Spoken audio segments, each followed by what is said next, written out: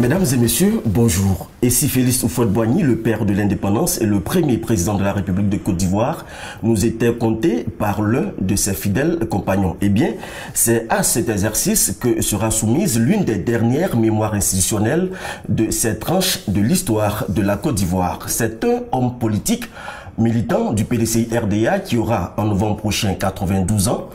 En avril 1959, il a été élu vice-président de l'Assemblée nationale pour la première législature. C'est le premier ambassadeur de la République de Côte d'Ivoire en France. Mais au-delà, il a été ministre d'État, ministre des Affaires étrangères et ministre de la Justice dans plusieurs gouvernements de Félix Houphouët-Boigny. Monsieur Camille Ali, bonjour et merci de nous recevoir. Bonjour. Alors, je suis heureux de vous accueillir aussi. Merci. En 26 minutes, nous allons essayer de revisiter les temps forts de la vie de Félix Houphouët-Boigny en quelques mots. Dans quelles circonstances aviez-vous rencontré l'homme? J'ai rencontré Houphouët-Boigny quand j'étais jeune. Il était médecin à Toumoudi. C'est son dernier poste d'ailleurs, avant d'entrer en politique. Et il est venu voir mon papa au village. Car mon papa et le sien étaient des amis à l'époque. Ils se fréquentaient. À ce moment-là, à distance, j'ai aperçu Houphouët-Boigny. Houphouët-Boigny, médecin, sorti major de sa promotion, comment le médecin troque-t-il sa blouse contre la casquette d'homme politique? Il a été, puisqu'à l'époque c'était la colonisation, il n'y avait pas de pouvoir pour les Africains. Mais comme il a eu une conscience de son devoir d'enfant de ce pays, même déjà étant étudiant, il avait entrepris des démarches, des rencontres entre des gens de la même génération. Et quand il est venu comme fonctionnaire, il a commencé à Abidjan comme médecin. Très rapidement, il a essayé de rapprocher des jeunes gens, de les regrouper. On a compris cela et on l'a envoyé à la région de Mans. Comme sorte de sanction. Il n'y avait pas d'ambassadeur là-bas, c'était des militaires qui géraient. Mais il a supporté cette présence-là. Il a même fait des réunions, rencontré des gens. Boguina, vous avez entendu de Boguina, un de nos ministres, Émile de Houphouët-Boigny. D'accord. Il était médecin là-bas et il a accouché. C'est lui qui a aidé à la naissance, je veux dire, quand je dis accoucher. Il a aidé à la naissance de Boguina. Donc, après ça, il est allé à Bangourou, à Bangourou. Il a joué un rôle important. Timboko, par la suite, il a terminé à Toumoudi. C'est à cette occasion, rencontrant mon père au village, on m'a indiqué, voilà, Houphouët-Boigny. J'ai cette image encore. Ça m'a permis d'observer davantage et de jouer le rôle que j'ai pu jouer à ses côtés. Alors justement, Félix Houphouët-Boigny rentre en politique. En 1944, il crée le syndicat agricole africain. Oui. En 1945, il est élu député. De 1956 à 1959, Félix Houphouët-Boigny est ministre au gouvernement français. Il a été dans 6 gouvernements. Que retenir de la présence de Félix Houphouët-Boigny au sein de ces différents gouvernements français? Il faut dire que la France avait à cette époque-là un grand homme d'État, la personne du général de Gaulle. Et il a aperçu Houphouët-Boigny, et ils se sont rencontrés, ils ont discuté. Et ça a été une concordance dans la vision du monde africain. Et Houphouët-Boigny a été nommé ministre. Il est même allé à l'ONU, représenter la France. Il a fait un grand discours à l'époque. Il était jeune, il était étudiant, on a suivi ses événements. Donc voilà un peu comment les choses ont commencé.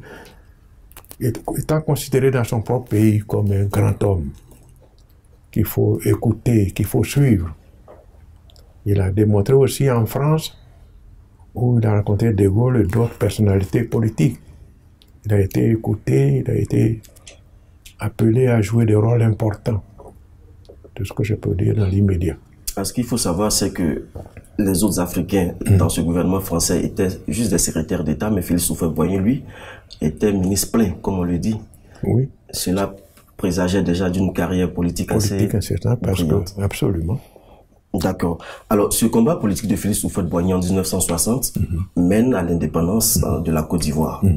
Dans quel état d'esprit était Félix Houphouët-Boigny à cette étape importante de la vie de la nation? Il n'était pas surpris, lui, puisqu'il a travaillé dans ce sens, sachant que ça arrivera. Mais il ne voulait pas être isolé. On a créé les conseils de l'entente à cette époque-là, et quand les conseils sont réunis, quand on arrive à l'indépendance, on a commencé par le Dahomey, l'actuel Bénin. L'affaire de l'indépendance a été proclamée là-bas. Après ça a été le Niger, le Burkina Faso à l'heure actuelle est dans le Volta. Et c'est le 7 août, en Côte d'Ivoire, qu'on a proclamé l'indépendance. Donc c'est dire que Houphouët-Boigny s'était organisé avec les responsables des différentes régions pour que nous soyons toujours en concordance entre nous-mêmes, pour que le monde extérieur nous respecte. C'est ce qu'il a été de faire pendant des années, et je crois qu'il a réussi. Vous, personnellement, comment est-ce que vous aviez vécu ce 7 août-là, 1960? En 1960, moi je suis déjà un homme politique. En 1957, j'avais été élu vice-président de l'Assemblée territoriale, avec les présidents IAC et autres. Et nous le suivions. Nous étions déjà aux membres du bureau politique en 1959. Donc, dans les délibérations, nous étions au courant et on essayait de travailler dans ce sens. Quand l'indépendance est arrivée, on a appris qu'il fallait valoir ces choses-là, faire en sorte que l'indépendance ait une signification pour nous. C'est-à-dire mobiliser tout le monde, se mettre au travail, faire en sorte que l'indépendance ait une signification pour chacun d'entre nous, chacune des populations de Côte d'Ivoire. C'est ce qu'il faut pas s'être efforcé à le faire pendant des années. L'indépendance est proclamée le 7 août 1960. Le président Félix Houphouët-Boigny est élu à la tête de la Côte d'Ivoire le 27 novembre 1960. Il est réélu à 6 reprises jusqu'en 1993, date de son décès, soit à 33 ans dans le fauteuil présidentiel. Nous allons avec vous revisiter quelques temps forts de cette présence de Félix Houphouët-Boigny à la tête du pays. Sur le plan économique, Houphouët-Boigny avait fait de l'agriculture le fer de lance du développement de la Côte d'Ivoire. Pourquoi avait-il opéré ce choix-là? Mais je crois qu'il y a des raisons. D'abord, lui-même, non seulement il a été médecin, mais déjà très jeune, il avait commencé à créer des plantations. L'envie lui est venue lorsqu'il était médecin à Djigolo. Et il a senti qu'il pouvait transporter cette évolution-là dans notre région. Donc il a créé des plantations pour permettre à chacun de vivre selon l'effort qu'il fournit pour se maintenir dans la vie.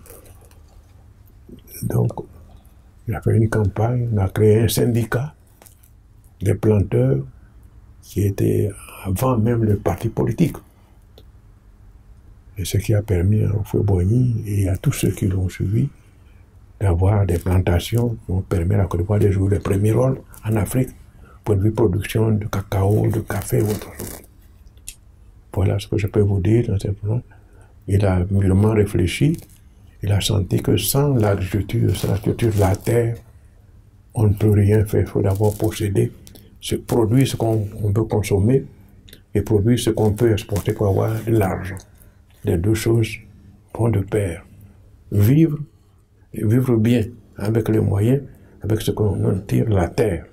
On n'avait pas d'autre chose, on n'avait pas d'industrie, on n'avait rien. Il fallait mobiliser la population vers la terre pour s'en sortir. Voilà ce qu'il a essayé de faire. Et il a réussi.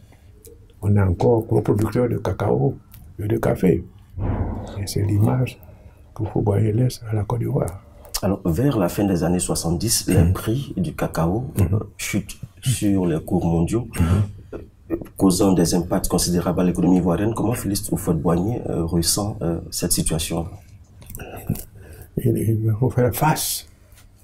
Il faut convaincre, il faut persister, il faut lutter. C'est ce qu'il a fait. Et les produits sont revenus à de meilleures conditions. Mais nous sommes dans le commerce international. Il y a des mouvements qui se dessinent selon les circonstances, selon la volonté des acheteurs, des consommateurs. On ne peut pas paraître totalement à tout, mais il faut résister. Ce qu'il a essayé de faire, il a réussi à le faire. Nous sommes encore gros producteurs.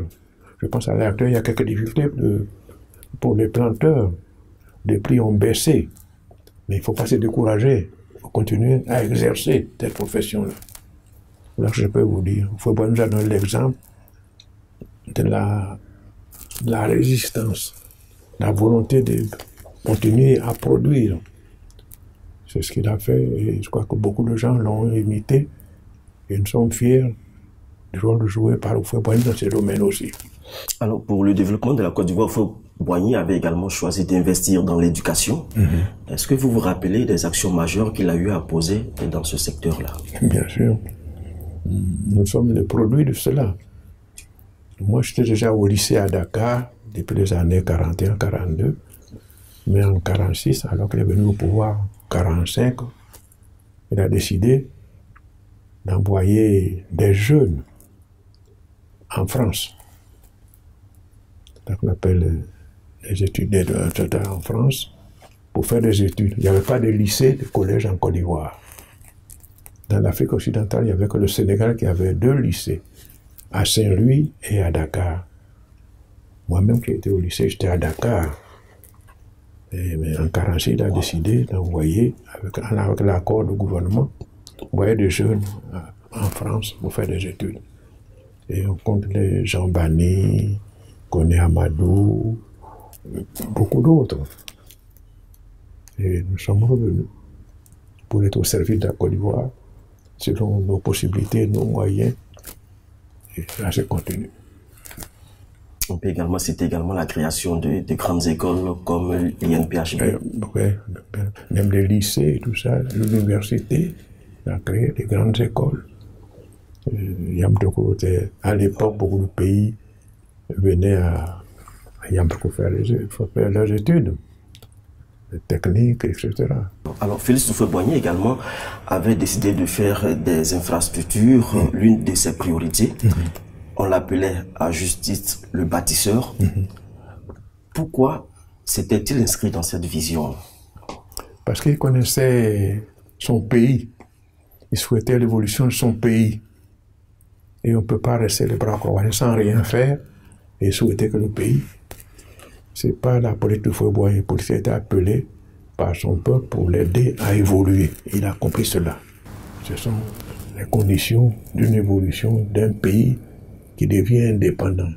Il faut des ressources, il faut des moyens, pour une mobilisation, une compréhension des vrais problèmes de ce pays-là. Sinon, on n'est pas un pays. On est, à un moment donné, appelé à disparaître si on ne réalise pas, s'il n'y a pas de projet, il n'y a pas de projection même dans la vie d'un peuple. Vous, en tant que ses collaborateurs, est-ce que vous n'étiez pas un peu souvent dérouté par ces projets tels que par exemple la Basilique de Côte d'Ivoire, la fondation de grands projets qui à cette époque-là déjà étaient des projets qui s'inscrivaient tant dans la qualité que dans la durée? Oui, mais parce qu'il était très prévoyant. Il y a le matériel, il y a le spirituel. Il faut pas y avoir un croyant. Et il a essayé de faire travailler tout le monde pour que chacun soit en état d'accomplir des devoirs propres. Mais il a décidé aussi, en tant que responsable, de faire en sorte que la Côte d'Ivoire évolue dans tous les domaines, que ce soit économique, que ce soit politique, que ce soit culturel, que ce soit social. C'est l'ensemble de tout ça qui constitue la Côte d'Ivoire. Il a été clairvoyant. Il a touché à tout. Le plan religieux, c'est tout à fait normal dans un pays. Nous sommes des croyants. Et il faut rendre à Dieu. Dieu nous permet de vivre, de faire quelque chose, mais en agissant aussi pour que le plus grand nombre puisse comprendre que Dieu est tout pour nous. Dieu est tout pour nous. Dieu était également tout pour Houphouët-Boigny. On l'appelait l'apôtre de la paix. Selon vous, pourquoi Félix Houphouët-Boigny courait tant derrière la paix? Parce que sans la paix, il n'y a pas d'évolution, il n'y a pas d'avenir. La paix, c'est l'entente. Il faut se supporter mutuellement, il faut se comprendre, il faut se protéger. S'il n'y a pas de paix, il n'y a pas de paix, il n'y a pas de nourriture, il n'y a pas de mariage, il n'y a pas d'enfant. Si on est divisé, on est en période, on ne peut rien faire. La paix conditionne tout. Félix Houphouët-Boigny réglait plein de crises, tant en Côte d'Ivoire qu'à l'extérieur du pays. Vous étiez l'un de ses proches collaborateurs. Oui. On vous sait très discret. Est-ce qu'à un moment donné, Félix Houphouët-Boigny vous impliquait dans le règlement de ces conflits-là, tant en Côte d'Ivoire qu'à l'extérieur du pays? Oui, j'ai été ministre des Affaires étrangères et j'ai joué quelques rôles sous la conduite de Houphouët-Boigny. Alors je pense que c'est cela. Houphouët-Boigny a cessé de rassembler tout le monde. D'abord nos frères de la sous-région et puis au-delà. Houphouët-Boigny était l'ami de tout le monde, l'ennemi de personne. Quand je vois le président Houphouët-Boigny, je l'ai accompagné après l'indépendance en visite officielle aux États-Unis. C'était du temps de Kennedy. Il a accueilli Houphouët-Boigny en tant que grand homme. On a visité l'Allemagne, on a visité beaucoup de pays. Je l'ai représenté en Chine. Les Chinois sont venus ici, m'étaient un jeune, et on a invité, c'est moi qui l'ai remplacé, j'ai accompagné le monde. Donc, j'ai essayé de créer un monde de paix et de concorde, d'amitié, avec tout le monde. Ça a été, Houphouët-Boigny, un homme de paix. Félix Houphouët-Boigny n'avait pas que des amis, il avait également des adversaires politiques. Alors, sans dévoiler des secrets, quelles étaient ses stratégies pour toujours rester le maître du jeu, je dirais le jeu politique? Parce qu'il ne répond pas à la colère par la colère. Il pense, parce qu'il est croyant, il se dit, ils comprendront. Soyons patients. Soyons patients. Et il fait tout pour que les gens réalisent qu'il n'a rien contre personne, il n'en veut à personne, et qu'il est croyant, qu'il est le frère de tout le monde, l'ami de tout le monde. Ça a été sa force. On appelle l'apôtre de la paix. Jusqu'à son décès, il était président du PDCI RDA. Et comment est-ce qu'il gérait les crises en interne? Il y a eu des évolutions. Il y a eu des jeunes, à un moment donné, qui ont été dans l'opposition, il y a eu beaucoup de choses. Et parfois même, je peux citer des exemples, mais je ne veux même pas les citer, pour ne pas dévoiler des choses. Mais il a toujours pensé que la paix finira par venir, que ses frères, ses enfants, ses petits-enfants finiront par comprendre le message de paix qu'il véhicule. Il faut prier pour que tout le monde se comprenne. Ça a été son cas. Je ne veux pas citer des exemples, mais il y a eu beaucoup de choses. Si les exemples, il y en a qui ne sont pas là, il y en a qui vivent encore, et même qui sont en dehors de la Côte d'Ivoire. Je ne voudrais pas donner d'exemples, mais vous me comprenez. D'accord. Alors, vous aviez la chance d'être l'un des fidèles compagnons de Félix Houphouët-Boigny. Qui était l'homme en dehors de la scène politique? C'est un père de famille. Et puis, il était chef de canton. Il connaît la tradition africaine. Puis ses fonctions de médecin lui ont permis d'aller un peu partout, en dehors de Baoulé. Et puis, sa formation. Il avait des relations avec tous les chefs. Le vieux Gon Coulibaly de Korogo considérait Houphouët-Boigny comme son fils. C'était l'exemple, un peu partout. Comme il était le même chef de canton, il a pu investir ce secteur-là pour que tout le monde comprenne qu'on a une mission à accomplir sur la terre. Et ceci a fait beaucoup de choses. Houphouët-Boigny a eu beaucoup de relations avec les aînés qu'il fréquentait, puis les gens de sa génération permettaient d'échanger sur l'avenir de la Côte d'Ivoire et même de l'Afrique. Ça a été sa mission, sa façon d'aborder les problèmes. Ses camarades de promotion, à l'école de médecine, certains étaient des responsables politiques. Il était en rapport avec eux. Certains le venaient le voir ici. Alors, on disait de lui qu'il était très généreux. Est-ce que vous aviez des anecdotes sur cette valeur qui le caractérisait? Très généreux. Très généreux. Oui, mais je suis un exemple. Houphouët-Boigny, je le dis aujourd'hui parce qu'il ne fallait pas le dire, avec Mandela.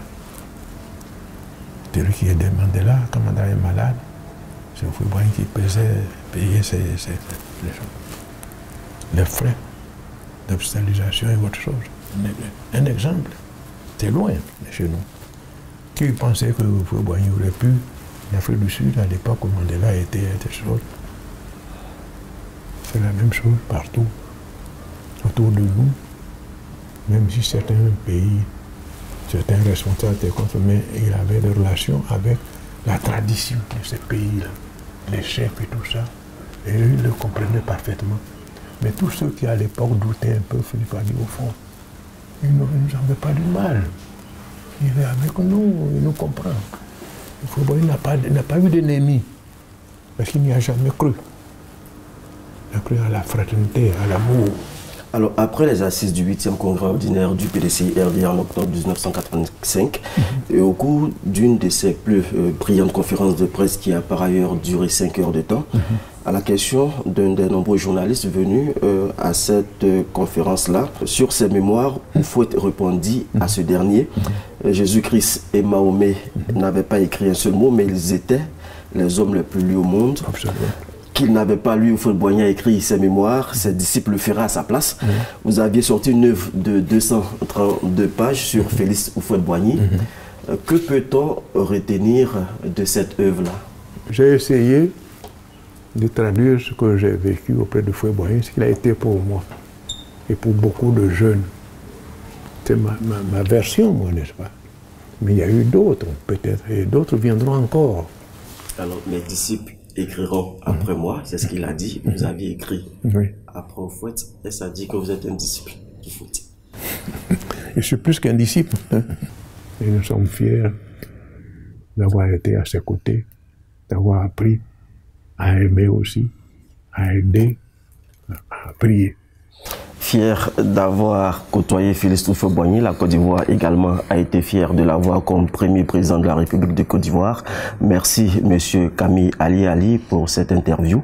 Chers téléspectateurs, c'est ici et que prend fin cet entretien témoignage avec l'un des plus proches collaborateurs et compagnons de Félix Houphouët-Boigny. Très bonne fête de l'indépendance à vous et bonne suite de programme sur RTI 1.